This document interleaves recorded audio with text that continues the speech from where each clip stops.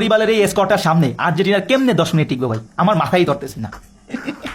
কেমনে 10 মিনিট টিকবো ভাই? 10 মিনিট আমি বেশি বলে লাইছি। 10 মিনিটের আগেই আর্জেন্টিনার বাদ হয়ে যাবে, ঠিক আছে? আমি এই স্কোর দেখার পর থেকে ভাই আমি বেশ টেনশনে আছি যে আর্জেন্টিনার কি অবস্থা হবে, আর্জেন্টিনার বাঁচাইব কি? ওতামেন্দি চলে না, ডিপল হায় হায় গায়ে হয়ে যাবো, ঠিক আছে? কষাই মার্টিনেজ, ওরে আল্লাহ, কষাই আগে কষাই আছে, ঠিক আছে? এই স্কোয়াডের সামনে ভাই কষাই টসাই খাওয়ার টাইম নেই। আমি শিউর ব্রাজিলের এই স্কোয়াডের সামনে আর্জেন্টিনার মেসি, আলভারেজ, কুমড়া মার্টিনেজ এরা সবগুলো ডিফেন্স খেলবো, ঠিক আছে? ডিফেন্স সারা ভাই, ডিফেন্স সারা ভাই এই স্কোয়াডের সামনে, এই স্কোয়াডের সামনে, এই স্কোয়াডের সামনে আর্জেন্টিনার